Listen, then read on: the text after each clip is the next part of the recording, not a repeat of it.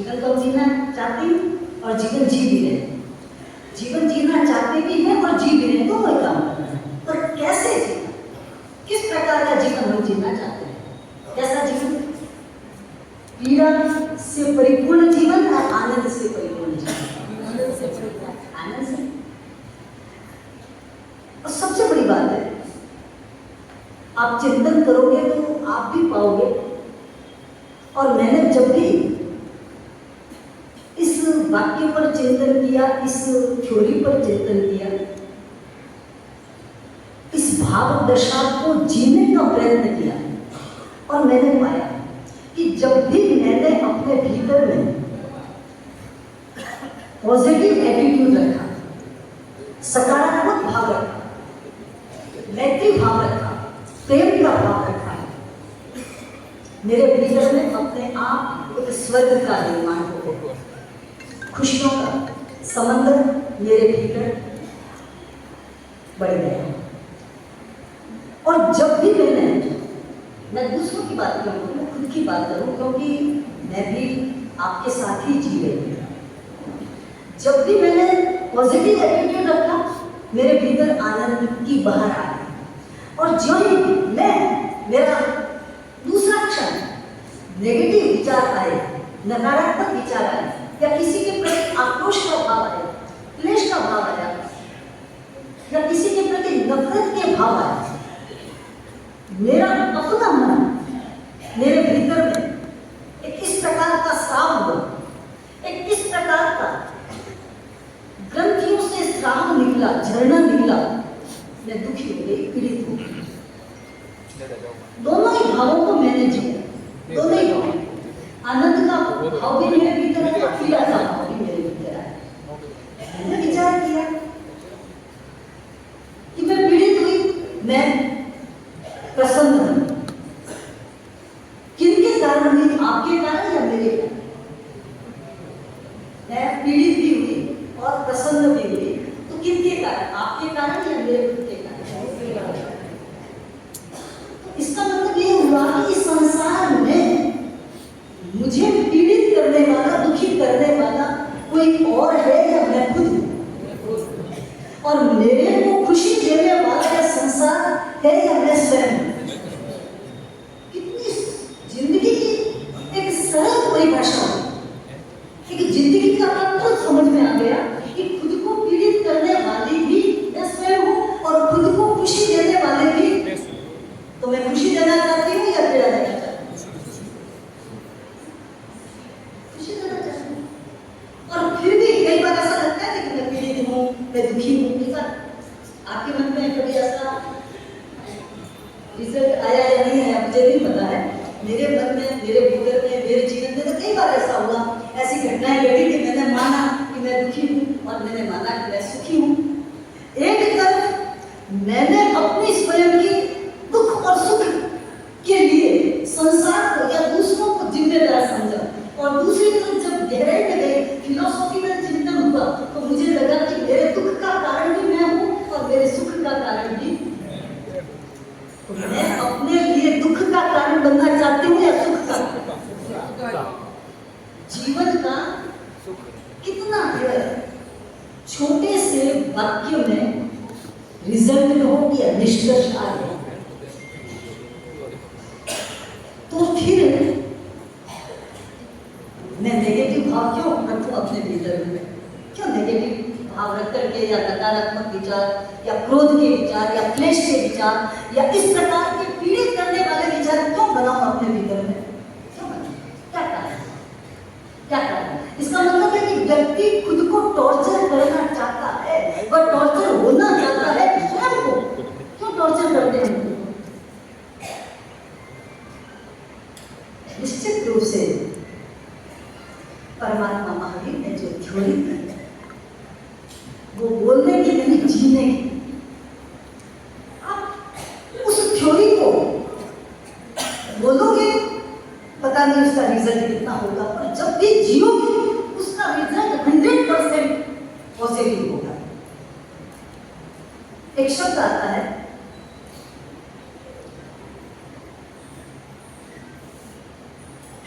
अतीत का प्रतिक्रमण करना, अयम परिक्रमामि। अतीत का प्रतिक्रमण, हमने भी प्रतिक्रमण किया, पर वाकई में प्रतिक्रमण हुआ? प्रतिक्रमण हुआ? प्रतिक्रमण की गहराई में हम पहुंचे। आपकी बात तो मैं क्या करूं, मैं खुद की बात करूं कि मैंने भी तो कितने प्रतिक्रमण किए हैं, कितने प्रतिक्रमण किए। होश लेने के बाद जैन घर में जो भी पैदा होता है किसी भी संप्रदाय से जुड़ा हुआ हो, हर व्यक्ति, हर बच्चा समश्री का प्रतिक्रमण तो करता ही करता है। तो मैंने भी कई प्रतिक्रमण किए हैं, पर क्या वाकई में प्रतिक्रमण हुआ? मिच्छा में तो होठों से निकला या हृदय से निकला? मुझे अतीत के वही महापुरुष याद आए, इलायची कुमार। इलायची कुमार की घटना तो सबको पता है। इलायची कुमार बांस पर नाच करते करते केवली बन गए। बांस पर नाच करते करते केवली बन गए। क्यों बना? हम मंदिर में भी नहीं बन रहे, वो बांस पर नाच करते करते केवली बन गया और हम मंदिर में भी केवली नहीं बन रहे। उन्होंने बांस पर बैठे बैठे पचखान नहीं किया। परमात्मा के वाक्य कितने स्पष्ट है कि एक बार पचखान नहीं होंगे तो चलेगा। बिना पचखान के भी केवल ज्ञान हो सकता है, पर बिना प्रतिक्रमण के केवल ज्ञान नहीं हो सकता। पचखान के केवल ज्ञान हो जाए। इलायची कुमार ने तो पचखान किया था उस समय, पर इलायची कुमार ने प्रतिक्रमण किया, और प्रतिक्रमण ऐसा कि जिसमें भूत भविष्य और वर्तमान तीनों समान है। प्रतिक्रमण कितनी अद्भुत क्रिया है। हमें इस प्रतिक्रमण को एक क्या कहना चाहिए?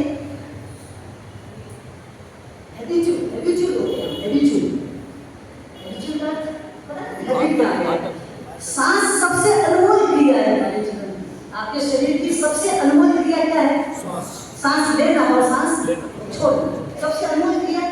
आपको भी पता चलता है कि मैंने सांस कब ली और कब छोड़ी?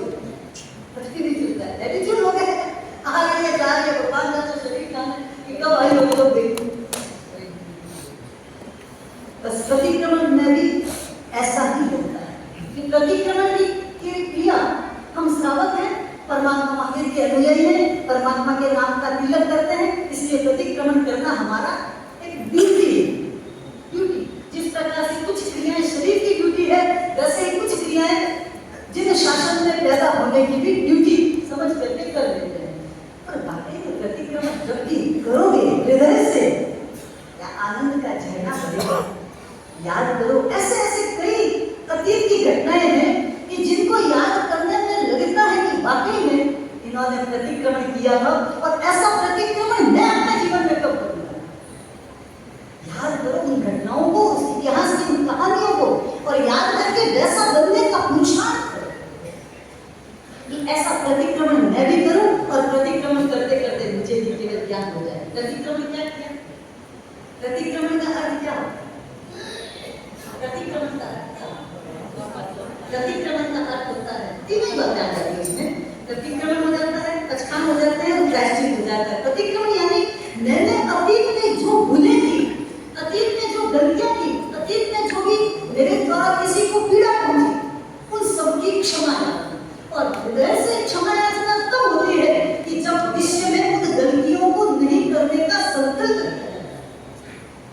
ऐसा नहीं कि आज वो एक कह रहे थे व्यापारी लोग करो कि भाई दिवाली आएगी अगले साल खाता पूरा कर, और पाछा दूसरा रजिस्टर में लेने जाओ कि नहीं जाओ।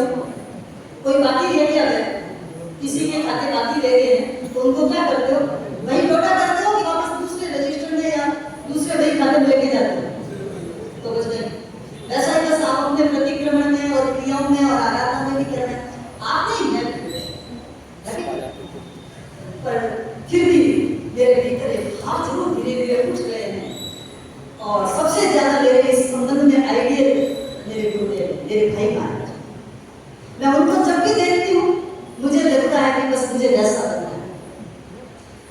भगवान महावीर मेरी श्रद्धा के विषय में, और ये मेरे सामने प्रत्यक्ष जीवंत नमूना है जो मुझे भगवान की समता का एहसास करवाते हैं। मैं जब भी देखती हूँ, आपने कभी देखा साहिब जी को गुस्से में कभी देखा? आज यहाँ मतलब बहुत अच्छी उपस्थिति है। हम तो छोड़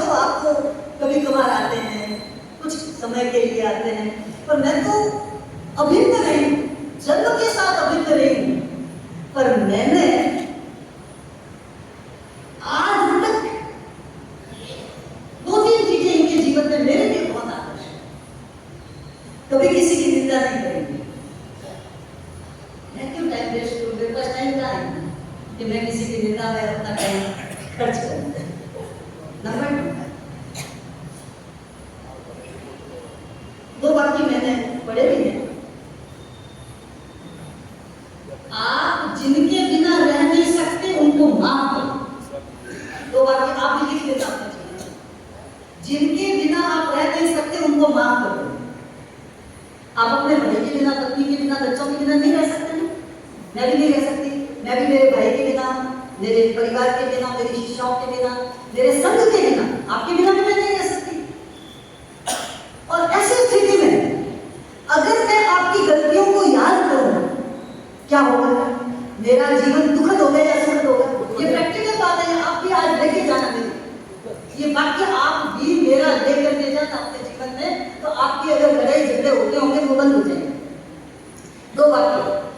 जिनके बिना आप रह नहीं सकते, जिनके बिना आप जी नहीं सकते, जिनके बिना आपका संसार चल नहीं सकता, उन्हें माफ कर दो। चाहे वो कोई भी, पत्नी हो, बच्चे हो, दिरानी हो, जेठानी हो, ननद हो, सास हो, ससुर हो, कोई भी किसी प्रकार का आपका उनके साथ रिलेशन। और मुझे भी, मैं अपने आप खुद को भी कह रही हूँ, आपको ये कह रही हूँ, साथ साथ में मैं खुद को भी कह रही हूँ कि जिनके बिना मैं रह नहीं सकती उनको मैं माफ कर दूं, और जिन्हें मैं माफ नहीं कर सकती, दूसरा बात, जिन्हें मैं माफ नहीं कर सकती उन्हें भूल जाओ। भूल जाओ। साधना तो कोई मुश्किल ही होती है, इजी होता है। सबसे इजी संसार में क्या है? किसी की बुराई करना, नेगेटिव होना, आक्रोश करना, ये सबसे इजी है। बट क्षमा करना,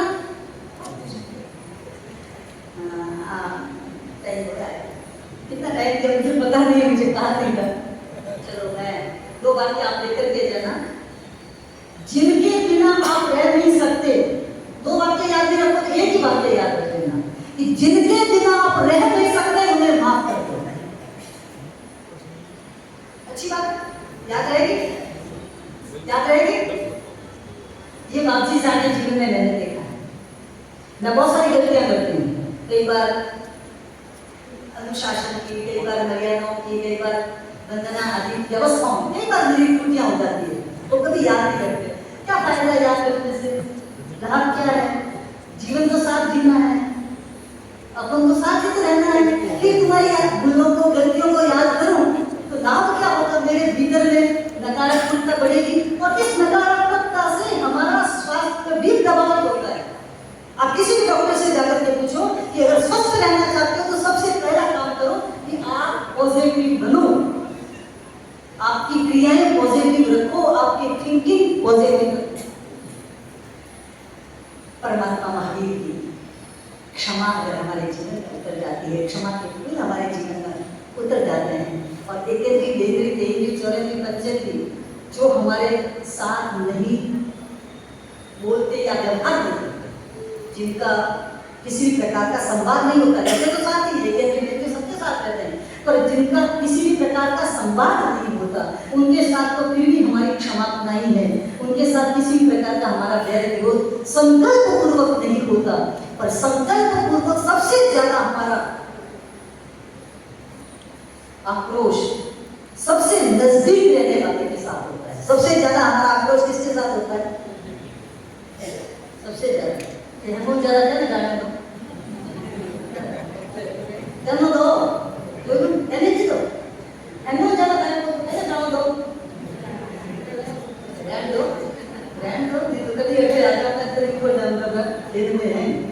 सबसे ज्यादा हम अपने पार्टनर कौन होता है? आपका पार्टनर कौन है? हमारा पार्टनर हमको ज्यादा चीख चिल्लाहट गुस्सा नाराजगी किसके साथ चलती है? पार्टनर के साथ। कभी उनसे पार्टनर से ये कहा ये तो आप हो और मेरा निवाह हो रहा है। तो सबसे सबसे ज्यादा हमारे जितने भी नजदीक के लोग हैं उनके साथ हमारे हृदय में प्रेम के, मैत्री के, अहोभाव के फूल खिले, निश्चित रूप से हमारी जिंदगी अमृतमय बनेगी। बहुत सारे एग्जाम्पल देख रहे हैं, हम समझेंगे हम अपने जीवन में आनंद का जीवन जीने के लिए क्षमा का और मैत्री का सुवास सुगंध फूल खिलाएं।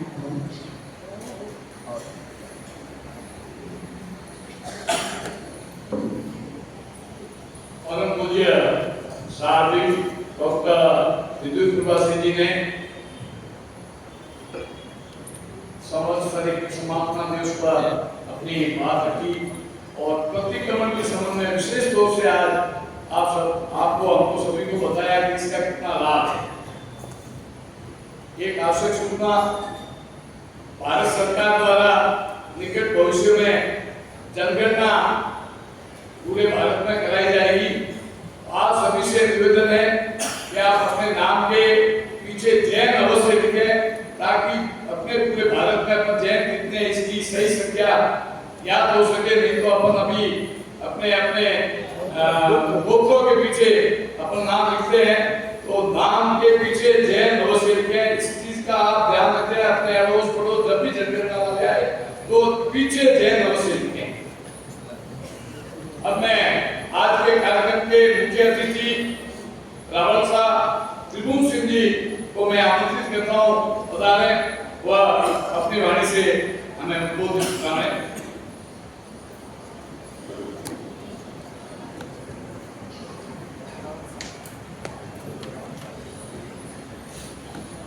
सर्वप्रथम मैं भगवान महावीर स्वामी के चरणों में नमन करता हूँ, वंदन करता हूँ। उसके पश्चात मेरे सामने विराजमान सभी गुरुजनों के चरणों में नमन करता हूँ। इधर विराजमान साध्वी जी का बहुत ही सुंदर उद्बोधन मैंने अभी सुना, उनका भी बहुत नमन करता हूँ, उन्हें भी बहुत नमन करता हूँ। आप सभी आज यहाँ सामूहिक समापना पर्व के इस अवसर पर आप सभी भाइयों और बहनों से मिलने का मौका दिया, इसके लिए जय श्री संत का बहुत आभार प्रकट करता हूँ।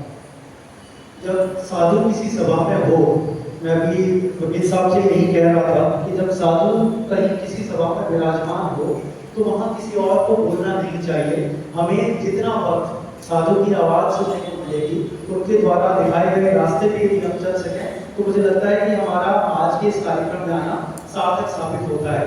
देखिए, मैं जिस परिवार से आता हूँ, ऐसा कहा जाता है कि ये परिवार बाड़मेर के सभी धर्म, सभी जातियों में समाहित है।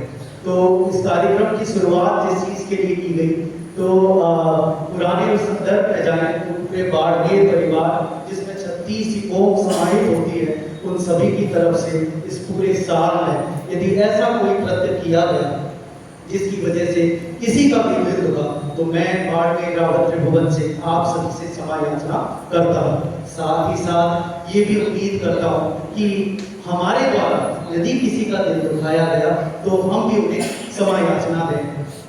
इसके साथ ही, क्योंकि मैं भाषण नहीं देता, मैं बड़ी बहुत प्रैक्टिकल सी बात कहता हूँ। न ही मैंने महाराज की तरह उस कठिन डगर को चुना है जहाँ मैं ईश्वर को प्राप्त करने के रास्ते पे चल सकूं, पर अभी जिस उम्र में मैं हूँ या जो मैं काम कर रहा हूँ, वहाँ से मैं प्रैक्टिकल बातें आपके साथ शेयर कर सकता हूँ। हम जब भी इस तरह के किसी कार्यक्रम में आते हैं और महाराज श्री के चरणों में बैठकर उनके द्वारा बताए गए रास्ते पर चलने की कोशिश करते हैं या सिर्फ उसको सुनते हैं, पर जैसे ही इस गेट से बाहर निकलते हैं, इनकी सब बातों भूल जाते हैं।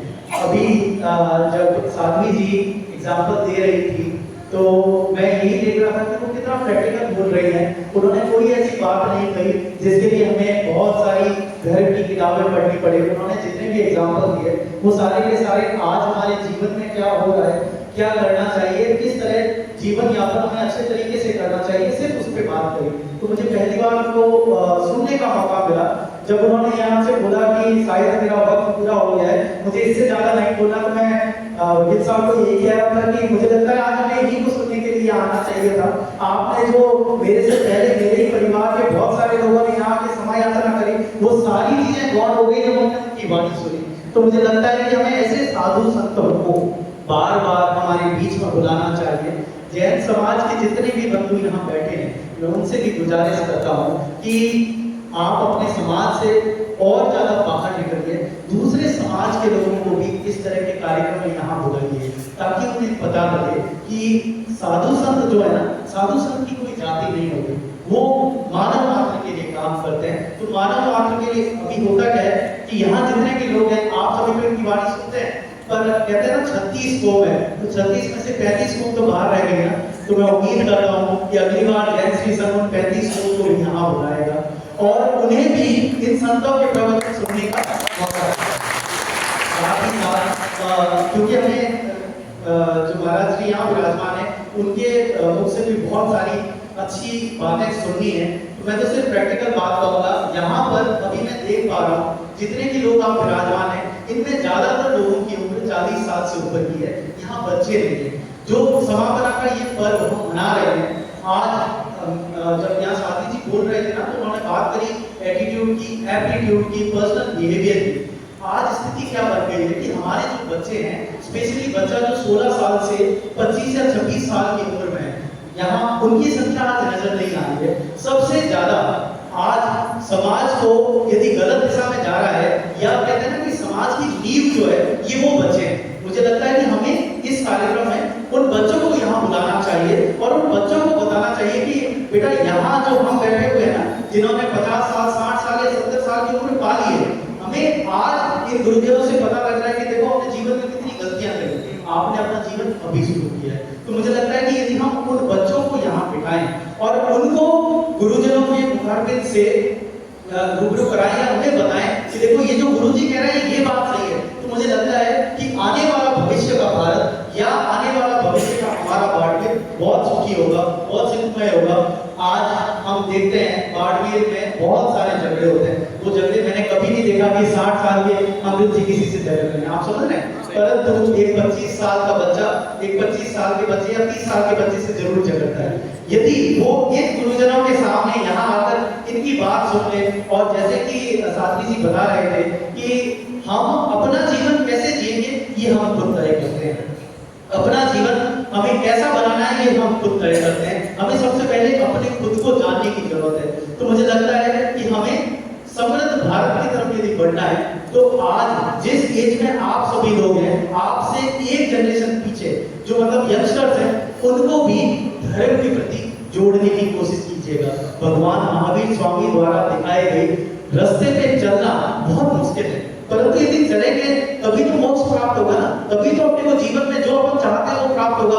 होता क्या है, यहाँ से हम बाहर गए, मान लीजिए आप किसी कोई तरह की दुकान चलाते हैं, कोई तरह का संस्थान चलाते हैं, वहां जाने के बाद में यदि हमारे अंदर चोर घुस जाए, हम वहां से यदि बदमाशी करने की कोशिश करें, तो मुझे लगता है कि फिर इस तरह के कार्यक्रम आयोजित करने की सार्थकता खत्म हो जाती है। तो आज यहाँ आप जितने भी लोग विराजमान हैं, प्रण लीजिए कि यहाँ से बाहर जब आप जाएंगे तो जो इन साधु संतों ने बताया है, इनसे इतर कोई काम नहीं करेंगे, कभी जीवन में ऐसा कोई काम नहीं करेंगे कि ये साधु संत ऐसा कहते कि ये आदमी मेरी सभा में आया था, मेरे से प्रॉमिस करके गया था कि मैं बहुत अच्छे से जीऊंगा, कभी किसी के साथ धोखा नहीं करूंगा। ये समापना का जो पर्व है ना, मैं इसकी सार्थकता, देखिए मैं कोई साधु नहीं हूं, तो हो सकता है मैं जो कह रहा हूं गलत हो, पर क्योंकि मुझे आपने बोलने का मौका दिया है तो मैं तो बोलूंगा। इस समापना पर्व का सार्थकता कब साबित होगी, जब आप ये प्रण ले लें कि हम जीवन में कभी कोई ऐसा काम करेंगे ही नहीं जिसकी वजह से कभी किसी को हम पे विरोध आए, या कभी हमें किसी से क्षमा मांगनी पड़े, या ये समाज ऐसा बन जाए कि हम कभी किसी का गलत काम करें ही नहीं। तो मुझे लगता है कि इन सब चीजों को जीवन में उतारेंगे कि हमें कभी किसी से क्षमा मांगनी ही नहीं पड़े, हम ऐसा कोई काम ही नहीं करें। और अभी यदि कोई गलत काम कर रहा है तो वो समाज की वजह से कर रहा है ना, तो इस समाज को उतना सुदृढ़ बनाने की कोशिश करिए कि सभी लोग ईश्वर द्वारा दिखाए गए रास्ते पे चले। मान लीजिए कि मेरा कोई व्यापार है, तो मैं उस व्यापार को उस उच्च कोटि पे लेके जाऊं और पूरे मन मस्तिष्क में इस बात को बिठा दूं कि यहाँ बैठे हुए सभी लोग मेरे अपने परिवार के हैं। देखिए, जैसे मान लीजिए आप मेरा बेटा है ना, तो उसके लिए मैं सब कुछ करने की कोशिश करता हूँ कि मैं मेरे बेटे को अच्छे से अच्छी जगह पे एजुकेशन दूं, अच्छे से अच्छी जगह पे उसको पढ़ाऊं। ईश्वर ना करे यदि कभी वो बीमार हो, उसे अच्छे से अच्छी जगह हॉस्पिटल में लेके जाऊं, उसका इलाज करवाऊं। मैं आप सभी से सिर्फ यही गुजारिश करता हूँ, इस पूरे बाड़मेर को अपना वही परिवार समझिए। यहाँ बैठे हुए हर आदमी को अपना सगा भाई समझिए, छोटे बच्चे को अपना बच्चा समझिए, छोटी बहन को अपनी बेटी या बहन समझिए। तो मुझे लगता है कि हम उस बाड़मेर की तरफ बढ़ेंगे जहाँ कभी किसी को कोई तरह का, कहते हैं ना कि कभी किसी के प्रति किसी के मन में कोई द्वेष नहीं होगा, कभी हमें किसी की तरफ से मतलब कहते हैं ना, कभी कोई दुखी भी होगा ना, तो भी उसका दुख हम कैसे ले सकते हैं, हमें इसकी कोशिश करनी चाहिए। हमारे द्वारा या हमारे समाज के द्वारा, जब मैं बात समाज की कर रहा हूँ तो मैं 36 कौम की बात कर रहा हूँ, हम 36 कौम को इस तरीके से पेश करें कि आने वाले वक्त में इस स्वर्णिम भारत में लोग कह सकें कि बाड़मेर जाके देखिए, वहां जो 36 कौम का प्रेम है। आज एक राजपूत जब इस जगह पे आए तो वो भगवान महावीर से सजदा करे, या मैं और आप मिलकर यदि किसी मस्जिद में जाएं और अल्लाह के सामने सजदा करें, तो हम इस शर्म नहीं आनी चाहिए। चाहे कोई भी हो, कैसा भी ईश्वर हो, कोई भी पद्धति से हम पूजा करते हो, सबके प्रति सम्मान, ये हमारे अंदर इनर्ट फीलिंग होनी चाहिए। उस बाड़मेर की तरफ हम बढ़े, ऐसी मैं उम्मीद करता हूँ। और अगली बार जब इस तरह का कोई कार्यक्रम आयोजित हो, तो मैं ये भी उम्मीद करता हूँ कि आप सभी समाज के लोगों को इस कार्यक्रम में बुलाएंगे।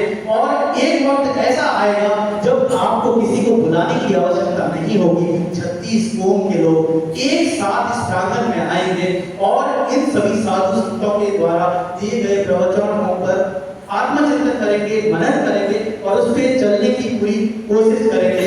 आप सभी ने मुझे यहाँ आमंत्रित किया, इतनी देर बोलने का मौका दिया, इसके लिए मैं आप सभी का तहे दिल से आभार प्रकट करता हूँ। जय हिंद, जय भारत।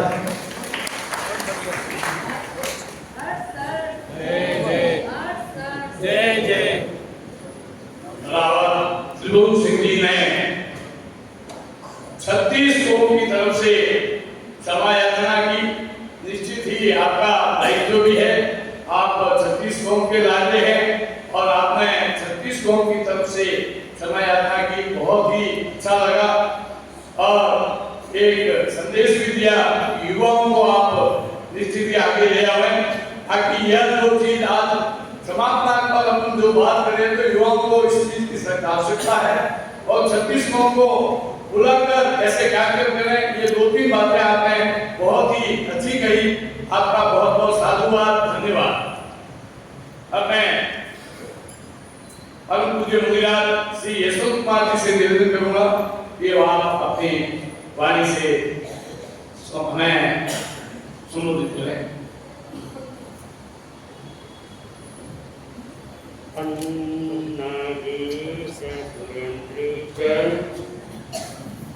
कौशिके पादतंत्रिः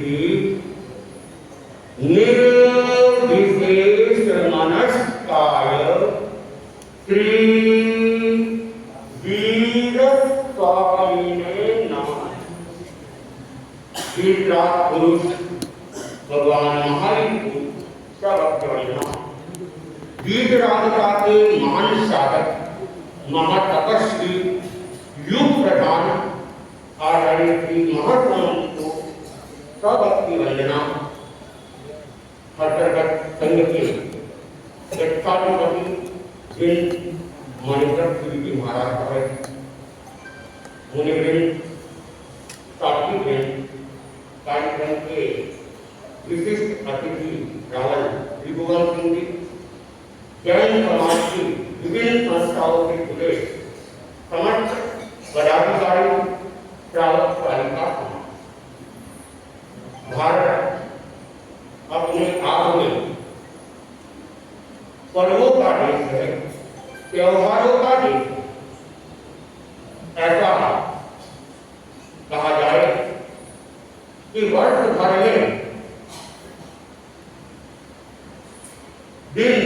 365 है, लेकिन यहाँ पर किसी धर्म से जुड़कर, परंपरा से जुड़कर, पंथ से जुड़कर, समुदायों से जुड़कर, रीति रिवाजों से जुड़कर, गांव और नगर से जुड़कर 365 से भी ज्यादा है, अतिशयोक्ति नहीं।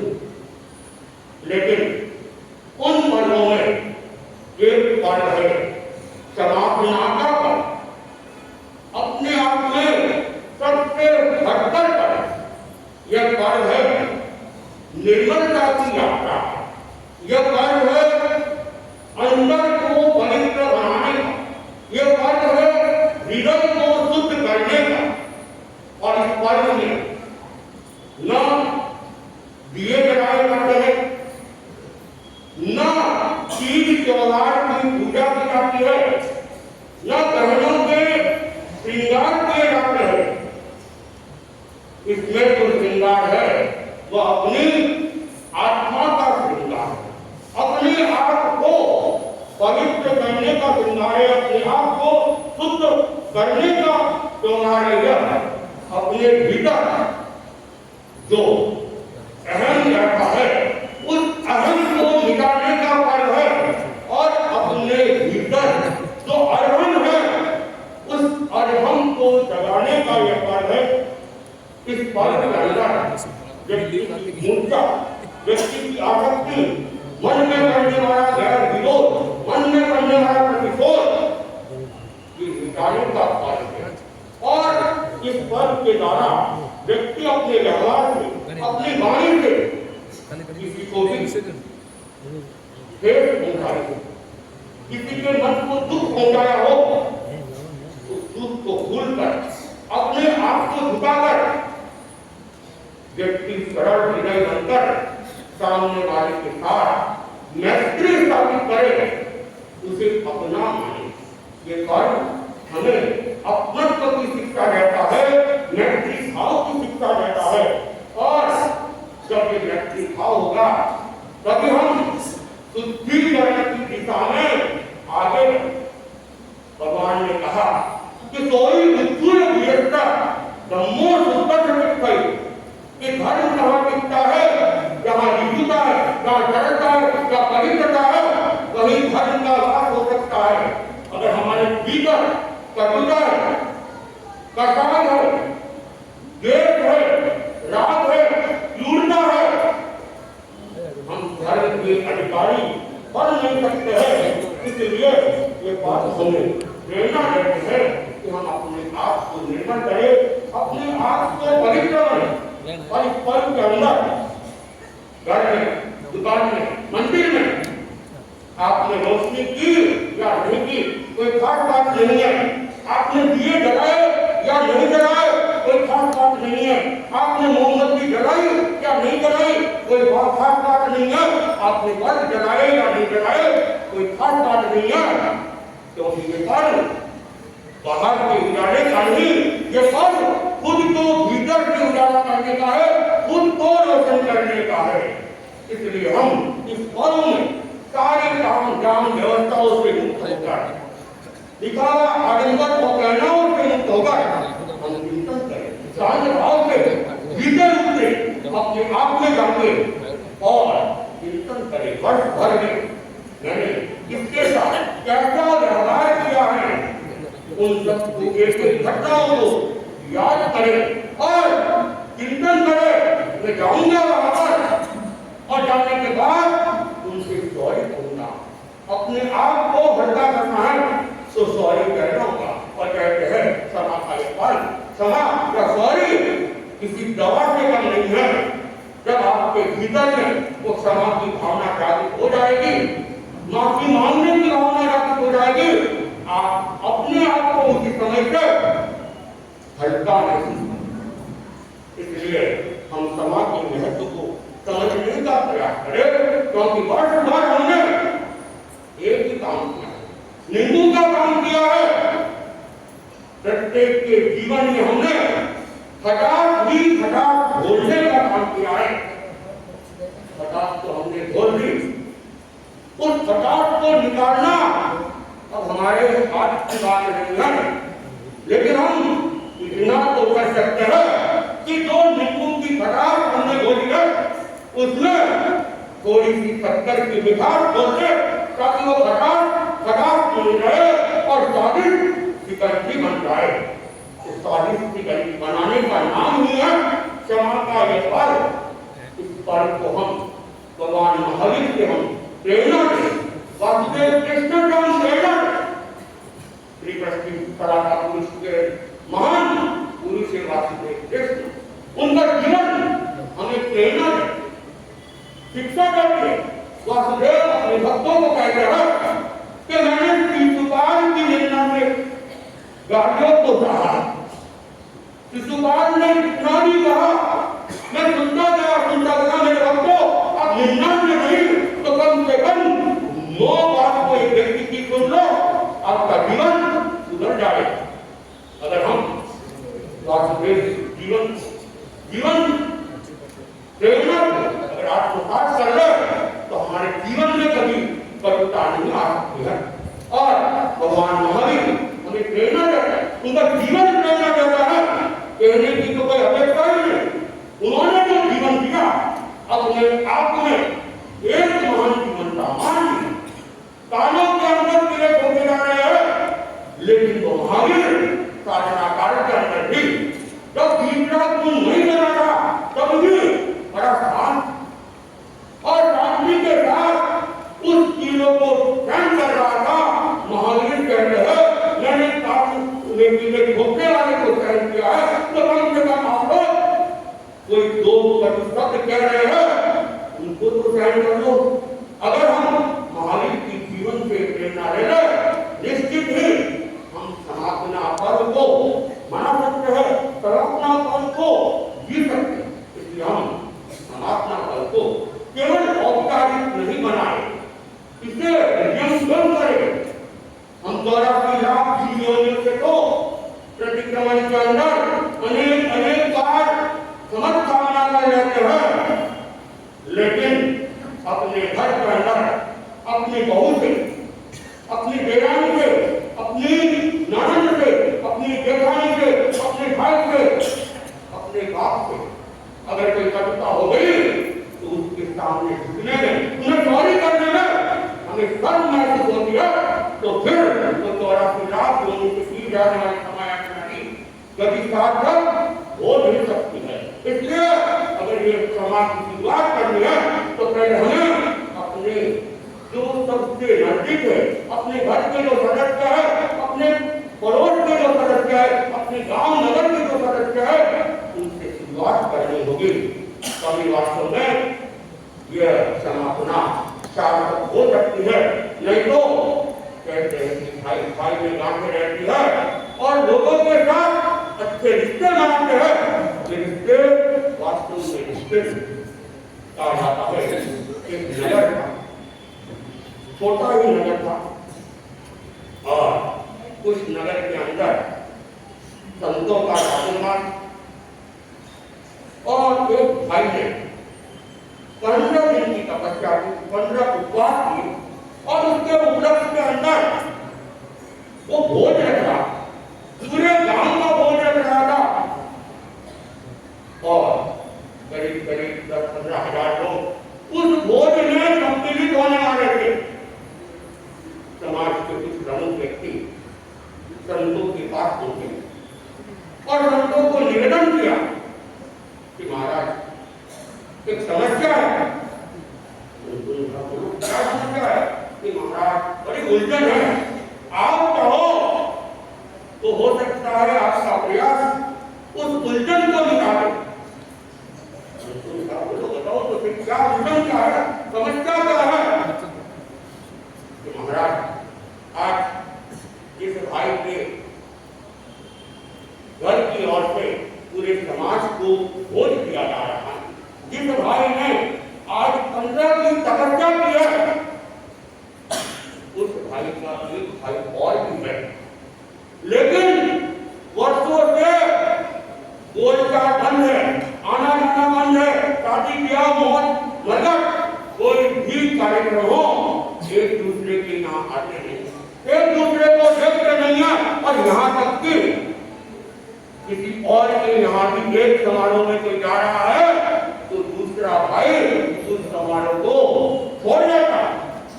अगर आप प्रयत्न करो हो सकता है ये घटना मिट जाए। संतों का काम ही है क्या करना है, झगड़ों को समाप्त कराना है, प्रेम और करुणा की धारा प्रवाहित करनी है।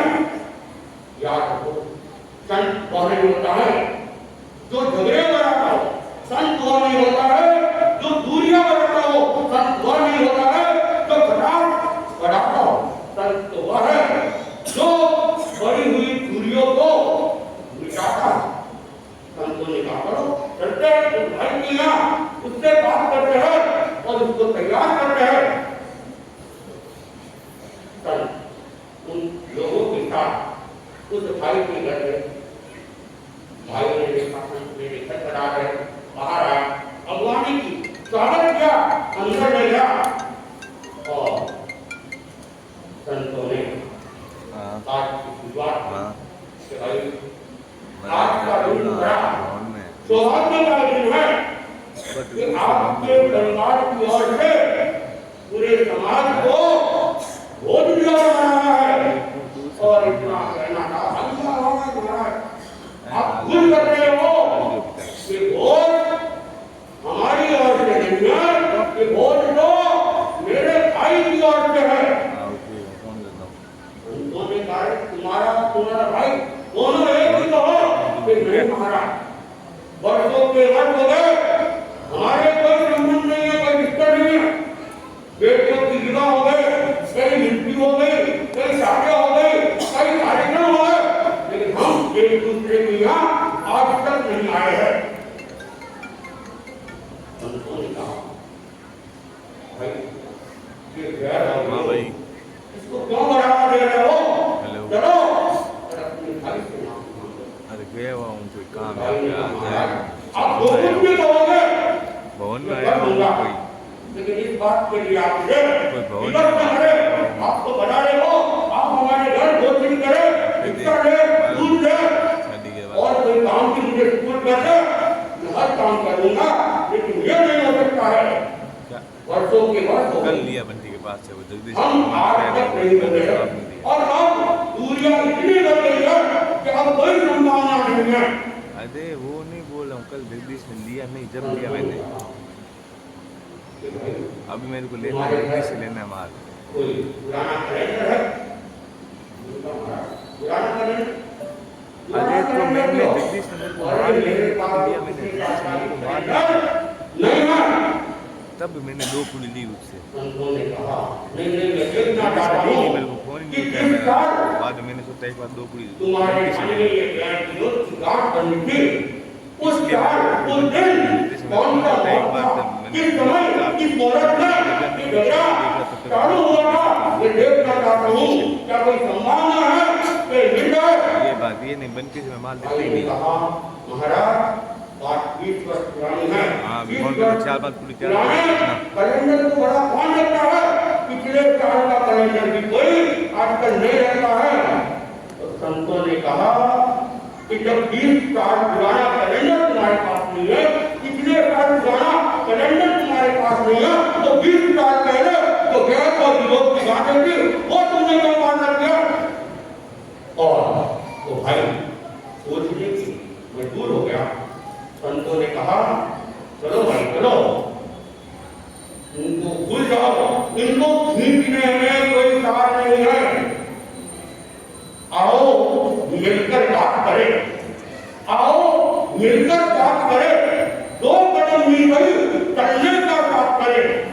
दूरी से तो दूरी बढ़ती ही है, दूरी से तो दूरी बढ़ती है, कभी तो अपनों से अपनी बात करें, कभी तो अपनों से अपनी बात।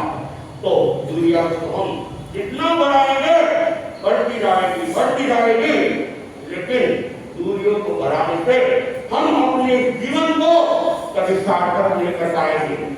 हम चाहे कितना भी धन कर ले, सामाजिक कर ले, उपवास कर ले, तेरे कर ले,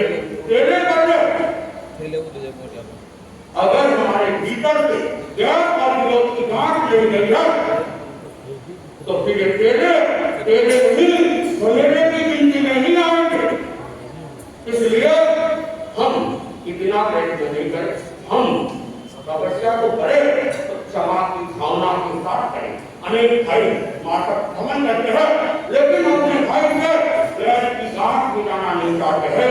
मैं अपनी बात बहुत शीघ्र ही पूरी करने का प्रयत्न करूंगा। तो भाई की घटना में ज्यादा लंबी नहीं दूंगा।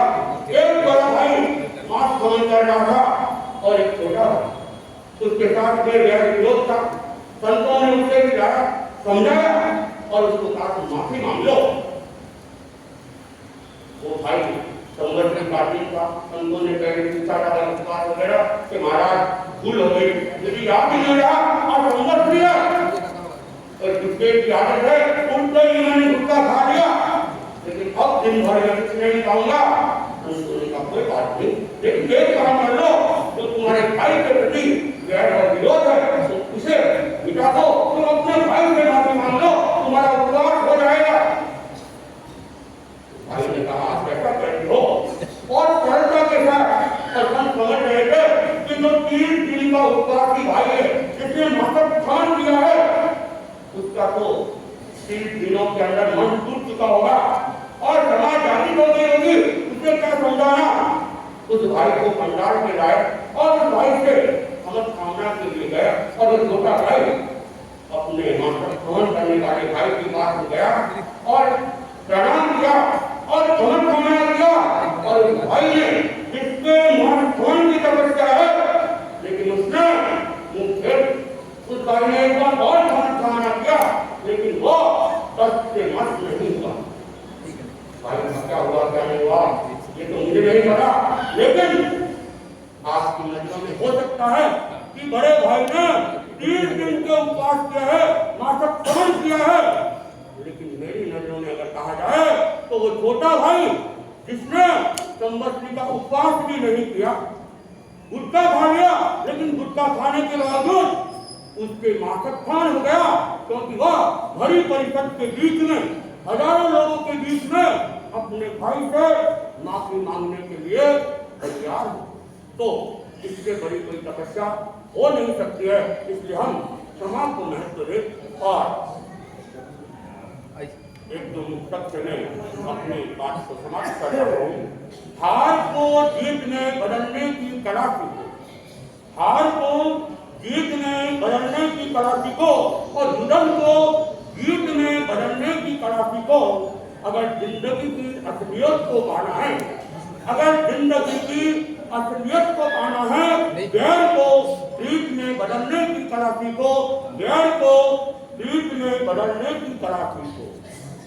जहर भर गया दिल सांसों में, जहर भर गया दिल सांसों में, वह अमृत की धार बहाए। भूल विगत को इस आदत का एक नया इतिहास बनाए, भूल विगत को इस आदत का एक नया इतिहास बनाए। तो हम समापना के सामूहिक कार्यक्रम में हम अपने आप को देखें, अपने आप में झांकें और भूलों को भूलकर नेत्री का दीप जलाने का प्रयत्न करें। यहाँ की जैन संगठन के द्वारा यह सामूहिक समापना का कार्यक्रम आयोजित हो रहा है। ये भी अपने आप में धन्यवाद के पात्र है कि सबको एक साथ लाने का प्रयत्न किया जा रहा है और हम सबको मिलकर एक साथ कदमों को आगे बढ़ाना है और भगवान महावीर की जो वाणी है उसे जन जन तक फैलाना है। ओम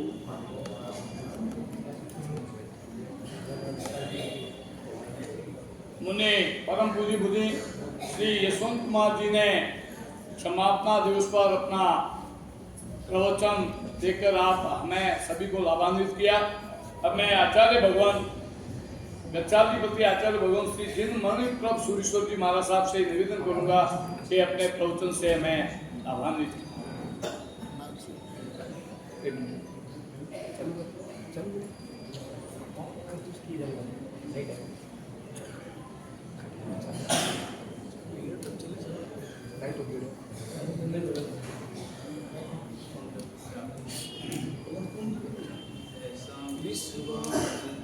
मेरा माते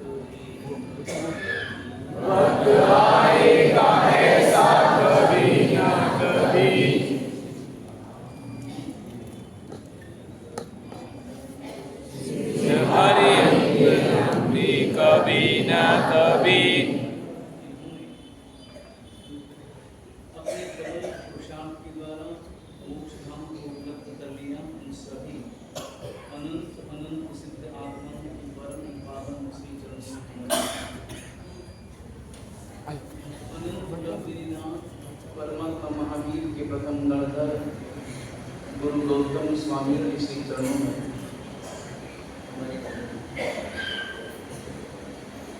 परम उपकारी लाखों परिवारों को भी तरह परमात्मा का मार्ग प्रदान करने वाले दादा गुरुदेव श्री विनिरत प्रसूति आदि चारों ही दादा गुरुदेवों के श्री चरणों में परम गुरुदेव प्रज्ञा पुरुष आचार्य श्रीमद क्रांति सागर सुरेश्वर जी महाराज साहब के श्री चरणों में पूजनीय माता जी महाराज श्री चरणों में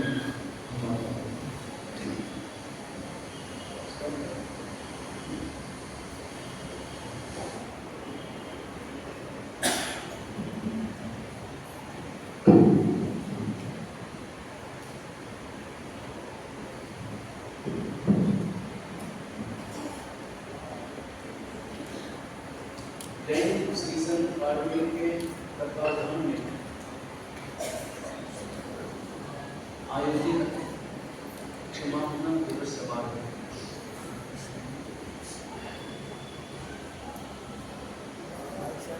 पूरे भारत में श्वेतांबरों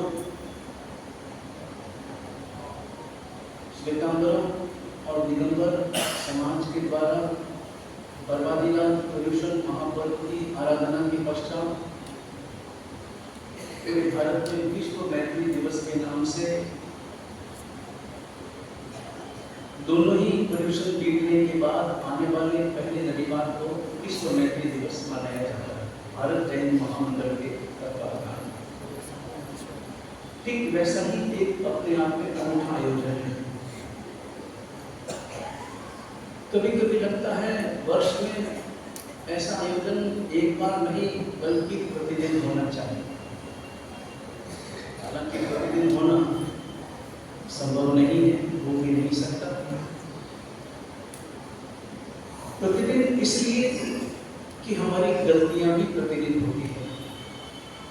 ऐसा एक दिन भी नहीं जाता इस रोज हमारे द्वारा मन से, वचन से, काया से, अपनों से, परायों से, लोगों से, व्यवहार से हमारे द्वारा गलती ना हो। लेकिन अभी बेहतरा विद्युत प्रभा ने बड़ी सुंदर बात कही और आज बहन महाराज का प्रवचन भी, हमारे राहुल साहब का वक्तव्य भी और मंदिराज यशवंत कुमार जी महाराज का वक्तव्य भी अपने आप में बड़ा प्रेरणा कर रहा है। श्रावकों में भी नाम में जानता नहीं युवा जो बोल रहा था, एक अच्छा वक्तव्य था। वक्तव्य को स्वीकार करना है। क्या कारण है कि हमारे द्वारा हमारे जीवन में इतनी गलतियां होती हैं? गलतियों के कारणों को ढूंढना बहुत जरूरी है, क्योंकि गलतियों के कारणों को ढूंढे बिना भविष्य में गलती न करने का संकल्प हमारे द्वारा नहीं हो सकता। हमें गलतियों के कारण भी ढूंढते हैं और इसके साथ साथ गलतियों के परिणाम भी ढूंढ रहे हैं। और एक बात, गलती का कारण सही हो सकता है, गलती का परिणाम हमेशा गलत ही होता है। गलती यानी हमारे द्वारा होने वाला कोई भी क्रोध है, हमारे द्वारा वैर है, इन सब के कारण कभी कभी से हो सकते हैं। सामने वाले ने ऐसा किया है तो फिर मैं ऐसा करूंगा, सामने वाले ने गाली दी है तो फिर मैं चुप कैसे रह सकता हूं, ये भाव मन में हो सकता है। गलती का कारण, क्रोध का कारण सही हो सकता है, लेकिन क्रोध का परिणाम हमेशा नुकसानकारक ही होता है। और जब नजर परिणाम पर, हमारी नजर कहाँ रहती है, कारण पर या परिणाम पर? नजर कारण पर रहती है, क्योंकि कारण सामने नजर आता है, परिणाम अभी तक नहीं आता। सोचने पर नजर आता है, मिलने पर नजर आता है, परिणाम जब मिलेगा तब पश्चाताप होगा। लेकिन क्यों नहीं हम परिणाम को पहले ही खोज लेते हैं? संसार में तो हम खोजते हैं। संसार में आप दुकान करते हैं, व्यापार करते हैं, आपकी नजर कारण पर भी, आपकी नजर परिणाम पर रहती ही है। परिणाम पर नजर हुए बिना कोई भी व्यक्ति व्यापार नहीं करता।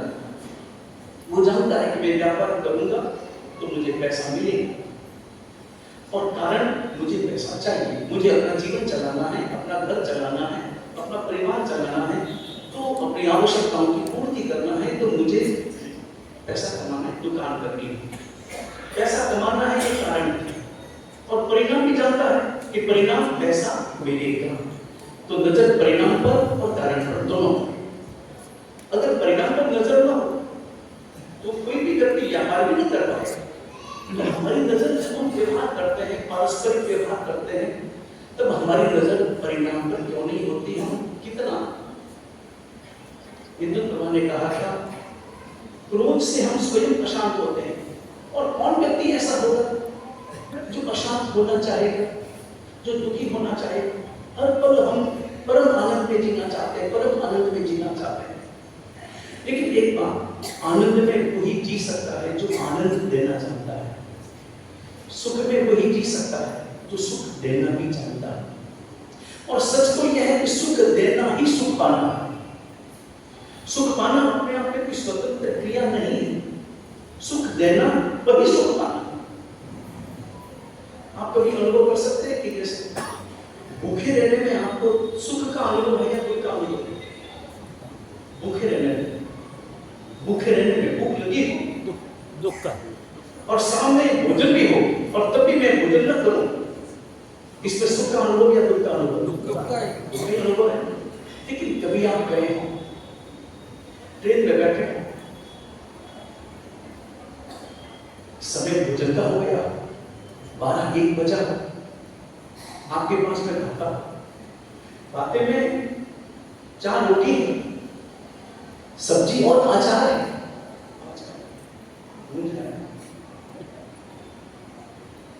और आपने भोजन का डिब्बा खोला, भूख लगी है जबरदस्त।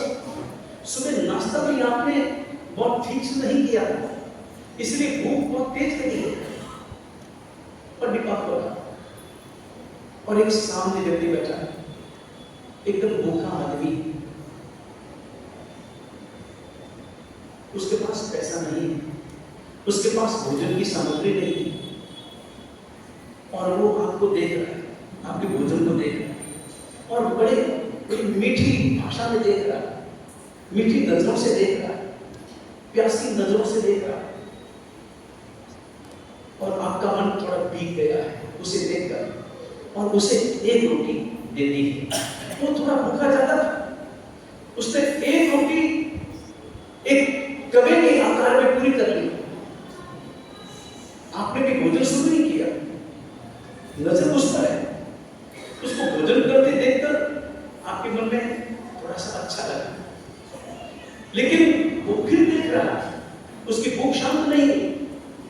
आपने दूसरी रोटी दी, तीसरी रोटी दी, चौथी रोटी भी दी, 4 रोटियां, वो 4 रोटियां खाने के बाद वो तृप्ति का अनुभव करने लगा, भूला कुछ नहीं, लेकिन आंखों से प्यार बरसाने लगा। आंखों से जो उसने आपका आदर किया है, उस आदर को आपने देखा है, पाया है।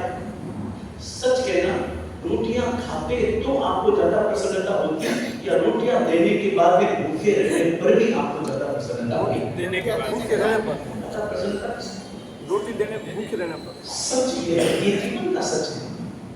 सुख देना ही सुख पाना है। हमारी थ्योरी क्या है? सुख देना या सुख पाना? हम चाहते हैं, सुख देना चाहते हैं या सुख पाना चाहते हैं? सुख देकर सुख पाना चाहते हैं या दुख देकर सुख पाना चाहते हैं? दुख देकर पाना।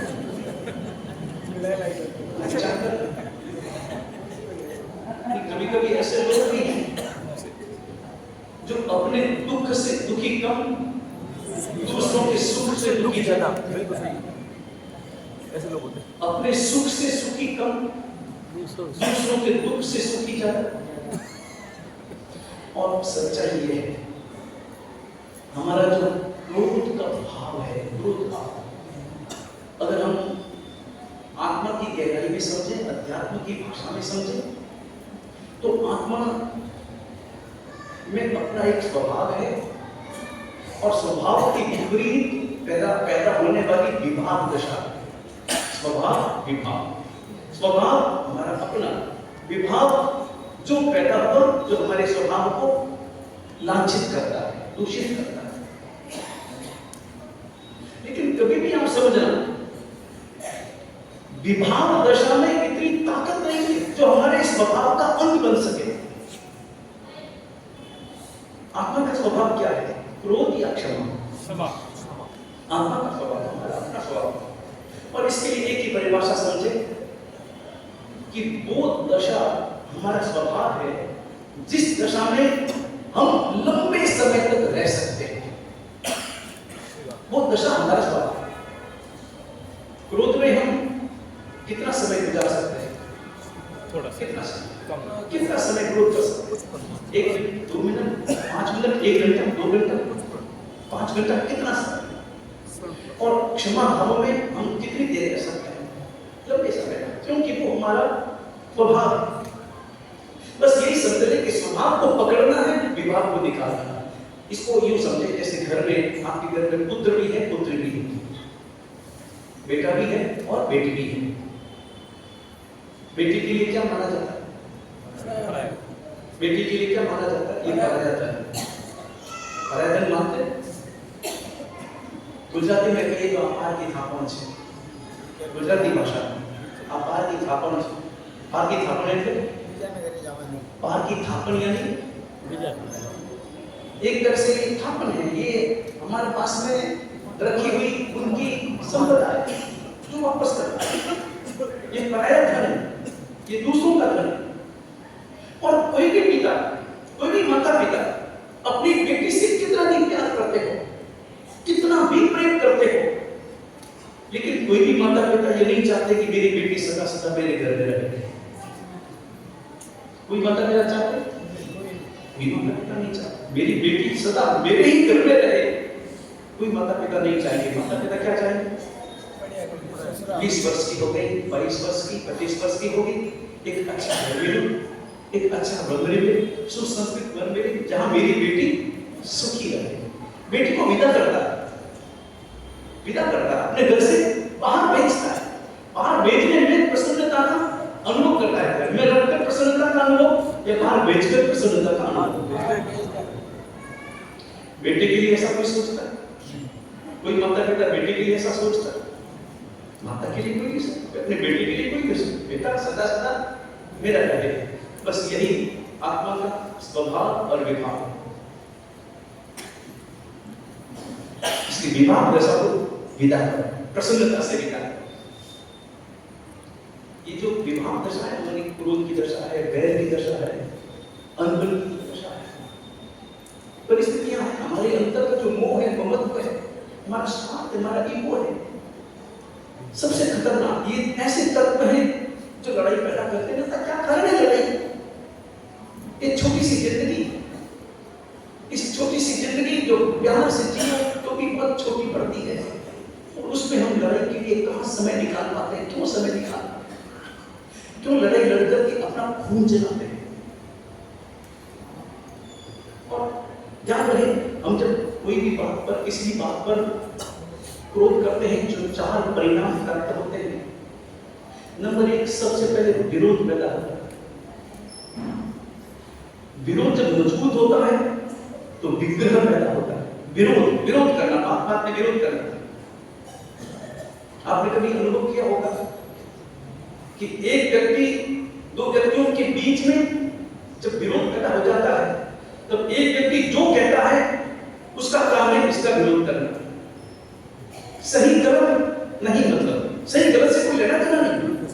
उन्हें सही गलत मतलब नहीं, उन्हें मर्यादा से मतलब नहीं, उन्हें अपनी परंपराओं से मतलब नहीं, उन्हें केवल और केवल विरोध करना है, मतलब करना है। क्यों करना है? क्योंकि उसने कहा। जैसे कंपनी हो, और कंपनी में तो मान लो 2 व्यक्ति हैं, 2 पार्टनर हैं, या 2 जो भी हैं, और उन दोनों में विरोध हुआ। एक ने प्रस्ताव रखा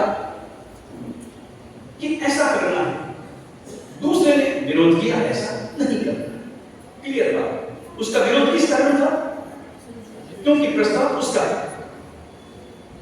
उदाहरण के लिए जैसे इसका प्रस्ताव था कि 5 मंजिला बिल्डिंग बनानी है, इसने विरोध किया, नहीं बनानी, बल्कि इसके इसके स्थान पर 7 मंजिला बिल्डिंग बनानी। इसने कहा 5, इसने कहा 7। इसने सोचा कि उसने 7 कहा है तो अगली मीटिंग में मैं 7 का प्रस्ताव रखूंगा। होगा ये कि 7 का प्रस्ताव रखूंगा मैं, मगर है प्रस्ताव किसका? उसका। वो विरोध कर नहीं पाएगा। फिर तो विरोध कैसे करेगा? क्योंकि उसने दूसरे कहा। तो दूसरी मीटिंग में इसने कहा कि 7 मंजिली बिल्डिंग बनाई जाए।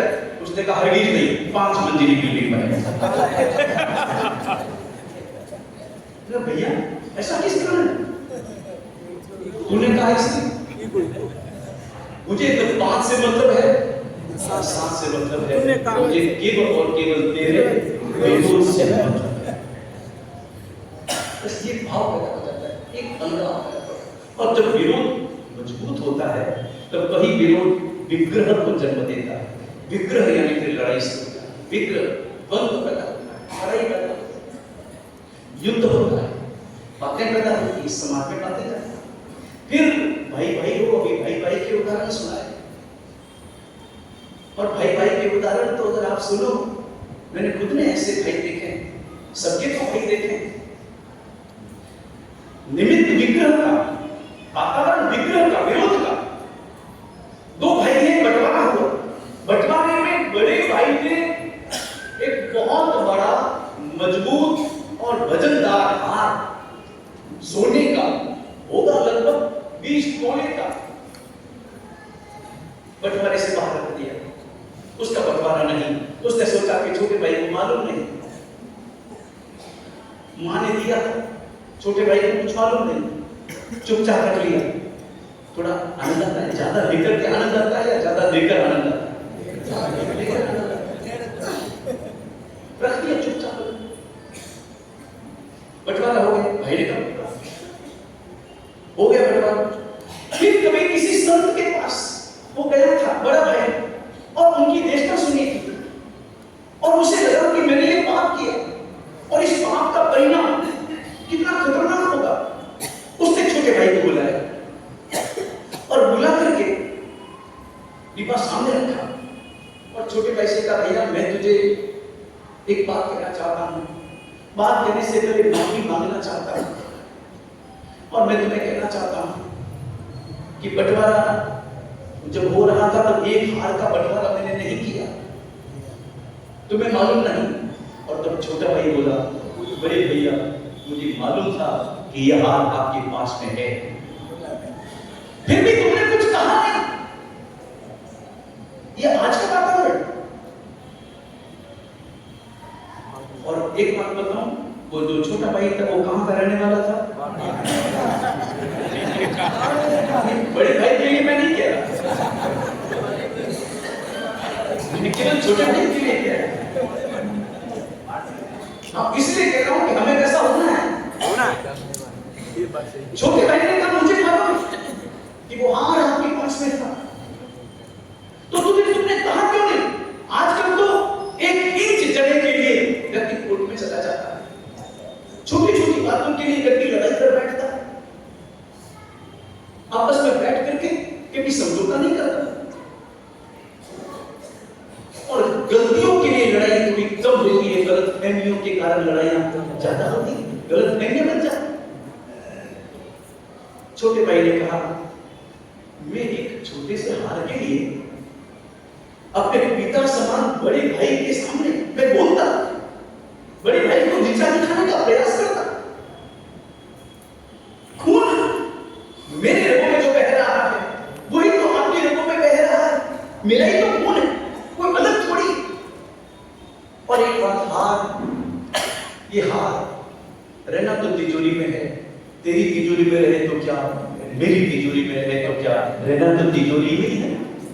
और जिस हार को छोड़ करके जाना है, ये हार दादा के समय का, दादाजी भी छोड़ के गए, पिताजी भी छोड़ के गए, तुम भी छोड़ के जाओगे, मेरे पास रहेगा तो मैं भी छोड़ के जाने वाला हूं। तो जिसे छोड़ करके जाना है उसकी भी मैं लड़ूं। लेकिन जब हमारे अंदर में ये भाव पैदा होता है, तब न भाई नजर आता है, न पिता नजर आते हैं, न मां नजर आती है। उस वक्त में केवल और केवल हमें अपना स्वार्थ नजर आता है। अपने स्वार्थ को थोड़ा सा पकड़ करो। और हर पल परमात्मा महावीर के सिद्धांतों को याद करो और अपने जीवन की सत्यता को स्मरण में रखो। छोटा सा जीवन है, कल चले जाएंगे, सब यही रह जाएगा। और ध्यान रहे, जिसके लिए आप लड़ रहे हैं वो यही रहेगा, लेकिन उस लड़ाई का परिणाम आपके साथ चलेगा। लड़ाई का परिणाम जो कर्म बंधन के रूप में है वो आपके साथ चलेगा। और उस समय विरोध के बाद फिर विग्रह पैदा होता है और विग्रह फिर विभाजन को जन्म देता है, फिर बंटवारा, फिर अलग हो गए, फिर भाई भाई अलग हो जाते हैं। धर्म के क्षेत्र में भी ऐसे तो विरोध, फिर विग्रह, फिर विभाजन, और विभाजन का परिणाम फिर वैर की गांठें बन जाती है। तो भव नहीं छूटती, हर भव में फिर वैर चलता रहता है। जीवन को समझना है, जीवन की सभ्यता को समझना है, जीवन के परिणाम को समझना है, और परिणाम को समझकर अपने जीवन को परम आनंदमय बनाना है। अन्यथा देखो, निमित्त आपको क्रोध के लिए मिल सकते, दुनिया भर के निमित्त कदम कदम पर है, और आज तो निमित्त बना देते हैं। जटाशंकर भोजन कर रहा, शादी हुई थी नई निवेड़ी पत्नी आई थी। उसने परिवारजनों से पूछा कि आज मैं पहली बार रसोई में जा रही हूं और अपने पति के लिए मुझे भोजन बनाना है, सब्जी कौन सी पसंद है? तो पता चला कि इनको टमाटर की सब्जी बहुत ज्यादा पसंद है। तो उसने टमाटर की सब्जी बनाई। सब्जी बनाते बनाते 4 बार चखा, बराबर तो है, मिर्च मसाला नमक वगैरह सब बराबर तो है, एक बराबर अच्छी सब्जी बनाई। सब्जी परोसी, जटाशंकर थोड़ा तेज तकरा कि उसको थोड़े दोस्तों ने समझाया। दोस्तों ने कहा था कि देख, हमेशा पत्नी को कब्जे में रखना, माथे पर चढ़ जाए, इससे हर समय टोका टाकी करते रहे। तो उसने टोका सब्जी खाई, बड़ी पसंद आई, और इतनी सब्जी खाई कि पीछे पत्नी के लिए भी न छोड़ी। तपेले में जितनी थी पूरी खाली कर दी, और पत्नी सामने बैठी। पत्नी ने कहा कि लग तो अच्छी नहीं, लेकिन थोड़ी प्रशंसा भी तो करे, थोड़ा बोले तो भी तो सही, मन को थोड़ा आनंद मिले, थोड़ी प्रशंसा भी तो करना सीखो। और अभी जैसा कहा था, गलतियां होने पर माफ करना सीखो। सच तो यह है कि अपने लोगों की गलतियों को गलतियों के रूप में कभी स्वीकार करना नहीं छोड़ो। गलतियों को कभी स्वीकार मत करो, गलतियों को गलतियां ही मत करो। लेकिन वो चाह रही थी कि कुछ बोले, कुछ प्रशंसा, लेकिन जटाशंकर दोस्तों की बात याद है, कभी प्रशंसा मत करना, माथे चढ़ जाए तो क्या कहना? तो उसने तुरंत कहा, क्या तुमने ये सब्जी बनाई है? कोई काम की नहीं, खा गया पूरी सब्जी। फिर भी कहता है कोई काम की नहीं। इसके बजाय कि तुम टमाटर की चटनी बनाती तो बहुत अच्छा रहता। कुछ न कुछ कहना, पत्नी को लगा कि अच्छा इनको चटनी चाहिए, तो दूसरे दिन उसने चटनी बनाई, चटनी परोसी, चटनी आ गई। अब क्या बोले? जटाशंकर का बात मेरे करने वाला नहीं था।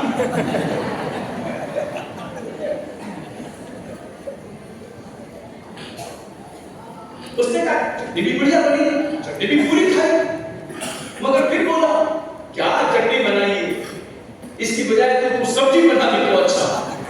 सीधा दिमाग घुस गया कि ये क्या मामला है, सब्जी बनाओ तो चटनी की फरमाइश, चटनी बनाओ तो सब्जी की फरमाइश, अब करना क्या? तो दूसरे दिन उसने भी वो बार मेरे गिरने वाली पत्नी थी, होशियार, उसने सब्जी भी बना दी, चटनी भी बना दी। सब्जी परोसी, चटनी अंदर, सब्जी परोसी, सब्जी परोसी। तो जटाशंकर का तो हाजिर था जवाब, क्या सब्जी बनाई है? चटनी बना दी तो अच्छा। चटनी अच्छा, उठी तो जटाशंकर चक्कर आ गया। और इसका मतलब तो ये है कि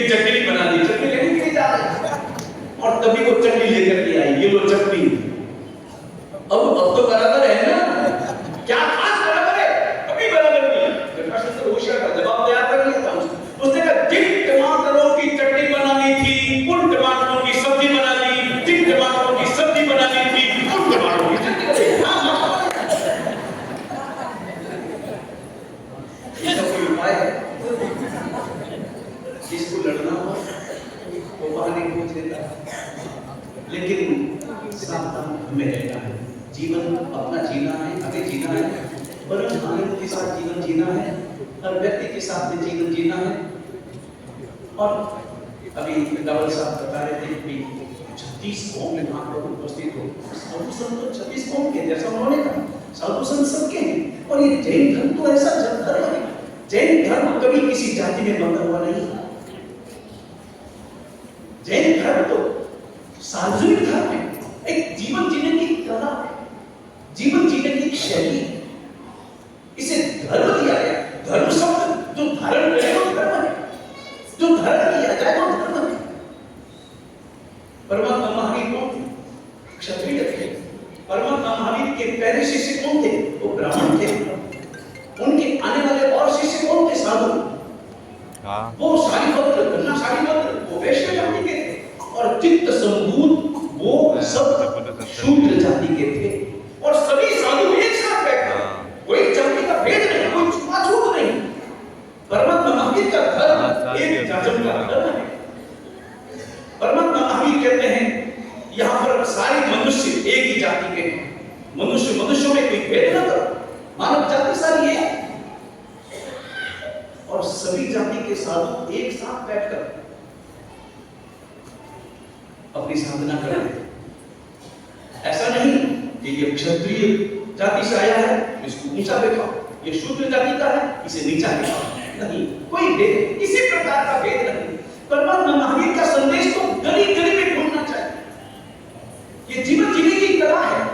परमात्मा महावीर के जितने भी सिद्धांत है, वो अहिंसा का सिद्धांत, वो अपरिग्रह का सिद्धांत, वो अनेकांत का सिद्धांत यदि स्वीकार करे तो इस दुनिया के सारे युद्ध बंद हो जाए, सारी लड़ाइयां समाप्त हो जाए। परमात्मा महावीर के संदेशों को हमें ये नहीं समझना है कि परमात्मा महावीर जैनों के हैं, नहीं, परमात्मा महावीर हमारे हैं। परमात्मा महावीर नहीं, राम हो, कृष्ण हो, परमात्मा महावीर हो, सब जितने भी महापुरुष हुए हैं सब हमारे हैं, सब सबके हैं। कोई किसी एक व्यक्ति का नहीं है, किसी एक जाति से बंधा हुआ नहीं है। बस उनके उपदेशों को धारण करना है, स्वीकार करना है। तो निश्चित रूप से ये परमात्मा महावीर का जो अमर सिद्धांत, क्षमा गुनाह, अपने आप में कितना अद्भुत परमात्मा महावीर जानते थे कि समय ऐसा हर समय होगा, ये लड़ाइयां तो होनी है। क्योंकि जब तक हमारे अंदर में ईगो है, जब तक स्वार्थ है, तब तक ये सब चलना है। लेकिन थोड़ी शांत हो जाओ। और अगर क्षमा गुनाह नहीं की, क्षमा गुनाह पानी है और क्रोध आग है। नुकसान किससे ज्यादा है? आग से नुकसान ज्यादा है। पानी से नुकसान होता है मगर फिर भी इतना नुकसान नहीं। पानी तो क्रोध को ठंडा करता है, अग्नि को समाप्त करता है, मगर अग्नि सबको जला जला करके नष्ट कर देती है, सबको समाप्त कर देती है। इससे गणित का सूत्र आपने देखा, गणित में क्या सूत्र है? जोड़ बाकी गुणा भाग। गणित के सूत्र में जोड़ बाकी गुणा भाग। एक और एक के बीच में अगर प्लस का निशान लगाएंगे तो कितना होगा? 2। एक और एक के बीच में माइनस का निशान लगाएंगे तो कितना होगा? 0। एक और एक के बीच में गुणाकार का निशान लगाएंगे तो कितना होगा? 1। इसका गुणाकार 1 में समझ में नहीं आएगा, लेकिन चलो 5 का उदाहरण देते हैं। 5 और 5 के बीच में प्लस का उदाहरण लगाओ तो कितना? 10। माइनस का निशान लगाओ तो 0। गुणाकार का निशान लगाओ तो 25। भागाकार का निशान लगाओ तो 1। हम कौन सा निशान लगाते हैं? एक और एक व्यक्ति के बीच में, भाई और भाई के बीच में, एक और व्यक्ति, चाहे बाजार हो चाहे समाज हो, कहीं पर भी एक और एक के बीच में हम निशान कौन सा लगाते हैं? प्लस का, माइनस का, गुणाकार का या भागाकार का? अधिकतर कौन सा निशान लगाते हैं? जिंदगी में माइनस का निशान, भागाकार का निशान कभी मत लगाना। और सच्चाई तो यह है कि कोई भी निशान लगाना ही नहीं। अगर एक और एक के बीच में कोई भी निशान नहीं लगा तो कितना हुआ? 11। अगर निशान लगाना ही पड़े तो कभी भी माइनस का, भागाकार का निशान मत लगाना ही पड़े तो प्लस का निशान लगाना या गुणाकार का निशान लगाना, ताकि हम एक दूसरे में और ज्यादा सम्मिलित हो जाएं, एक दूसरे को और ज्यादा हम प्रेम दें और आगे बढ़ें। बस वही भाव हमारे अंदर में रहे और अंदर से हम हृदय से क्षमा करते हैं। चतुर्वेद संघ से, यहाँ विराजमान साधु साथी श्राविकाओं से और समस्त जिन योनियों से, जो मित्र हैं उनसे भी, जो अपने हैं उनसे भी, जो पराये हैं उनसे भी, और सब पराये को अपना मानकर सब अपनों से ही हम हृदय से विछान को ग्रहण करते हैं और एक नए जीवन का, एक आनंदमय जीवन का प्रारंभ करते हैं। ऐसा ही हमारा जीवन हो। एक तरह परमात्मा की बातें कुछ भी कहा गया हो, ये जीवन